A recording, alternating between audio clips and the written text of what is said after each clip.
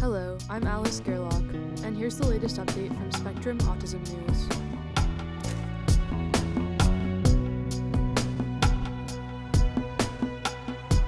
Retraction, She Wrote.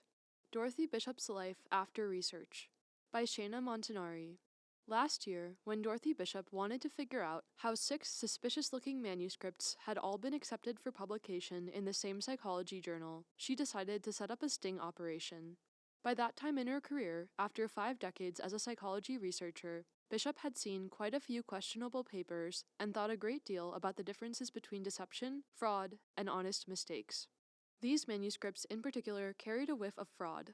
Sometimes manuscripts are found to contain tortured phrases, sets of words created by running someone else's writing through a synonym finder in the hope of masking plagiarism.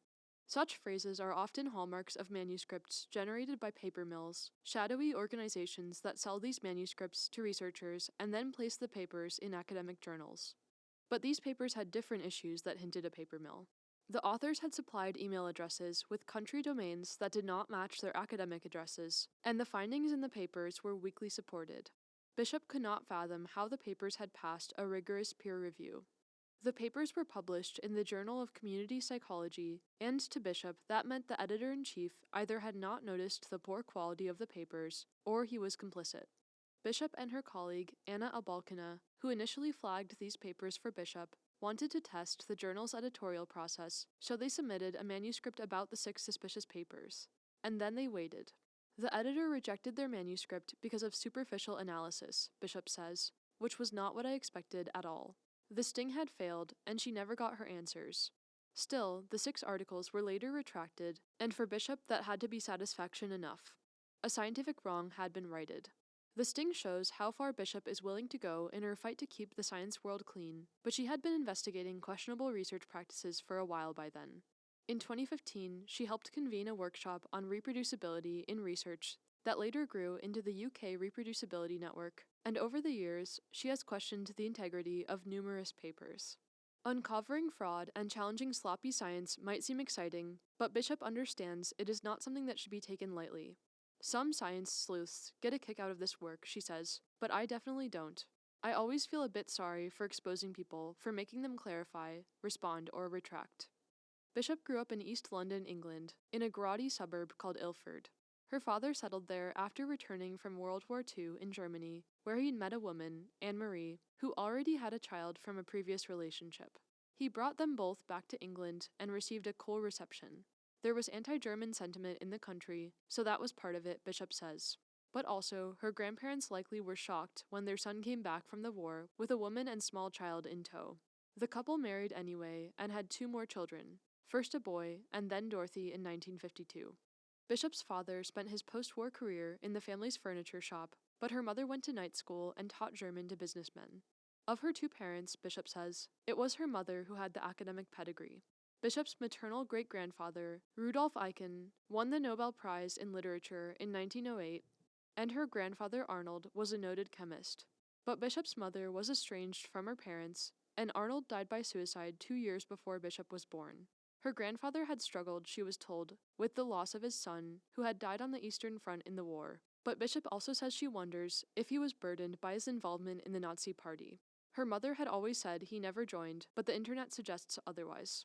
The only family member Bishop knew on her German side was her Aunt Margaret, a brilliant chemist who worked in industry because academia wasn't the place for women back then, Bishop says. In her own schooling, Bishop was often bored, but she knew she wanted to go to university, and indeed was accepted to the University of Oxford.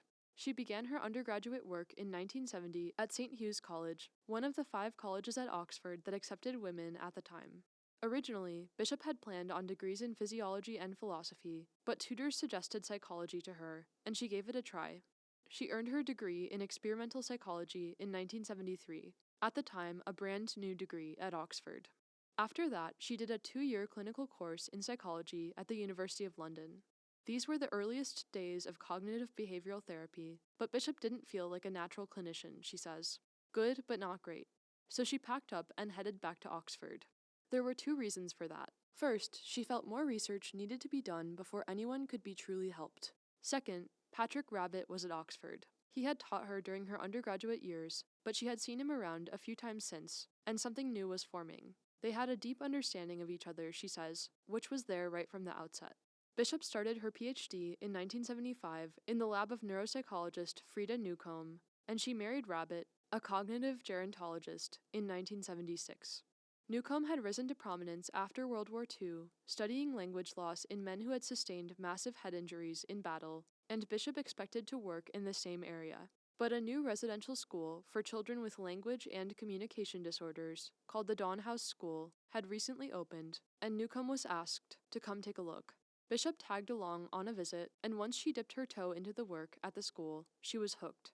The research on communication disorders in children that she started there would come to define her career. One early goal was to categorize the children into specific bins with named communication disorders, but this task proved difficult. The literature at the time, Bishop says, was jumbled, and it felt like a variety of disorders were being lumped together. She developed an assessment test and administered it to the school's children.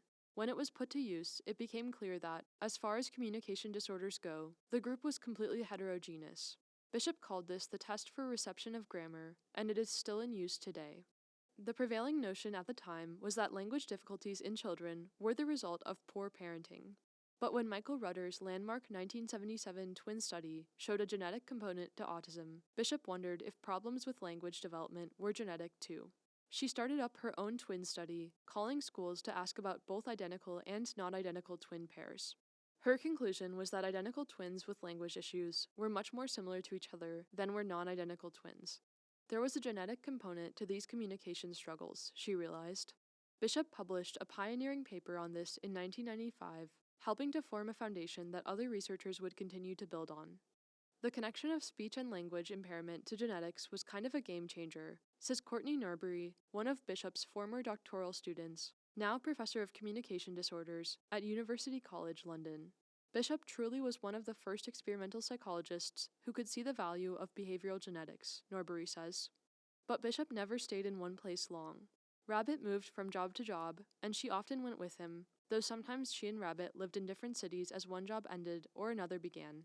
She did research at Newcastle University, the University of Manchester, the University of Cambridge, and then Oxford again, all the while working to untangle the mechanics of developmental language disorder. She also developed additional assessments, such as the Children's Communication Checklist 2, that are still in regular use. If, early in her career, Bishop had thought she might find singular causes for certain communication disorders, she came to understand that this thought was naive. Language is a vulnerable cognitive function, she says. You can have many paths that will lead to a language disorder.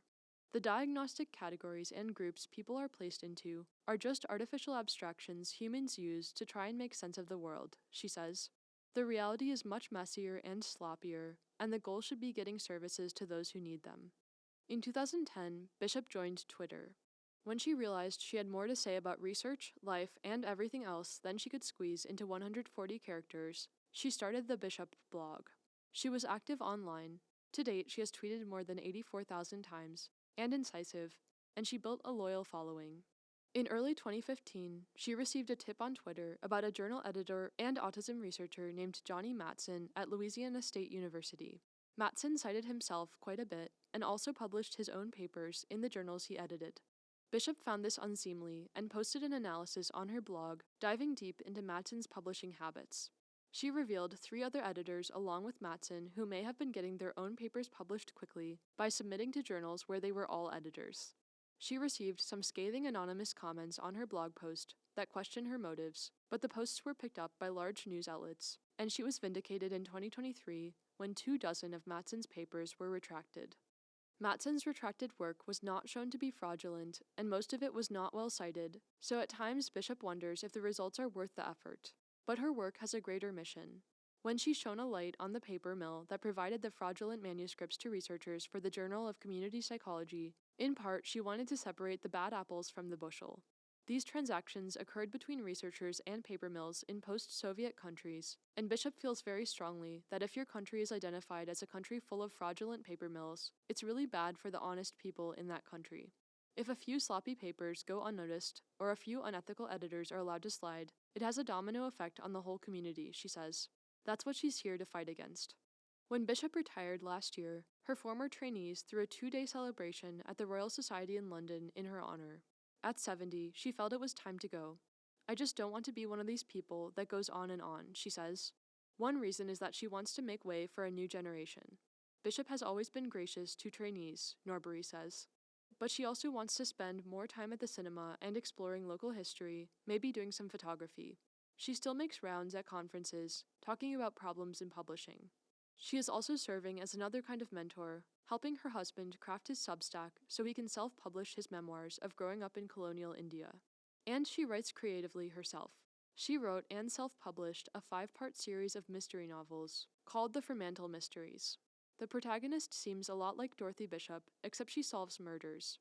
In fact, the books read a bit like Agatha Christie novels. She finished that series in 2017, and these days, Bishop sometimes strolls the historic streets of Oxford, taking photographs or puzzling through her own cases of academic fraud. The recognition for her sleuthing just keeps coming. Last month, she was featured prominently in a report on reproducibility and research integrity for the UK Parliament. Earlier this year, you could hear her talking about scientific malpractice on the Economist podcast and BBC Radio. This is Bishop's second act, one centered on sleuthing. A hobby she thought she could dabble in during her retirement has expanded to fill most of her days, she says, an unsurprising development to those who know her. Norbury, who describes Bishop as the quintessential scientist, says that no matter what issue Bishop tackles, she just wants to know the truth.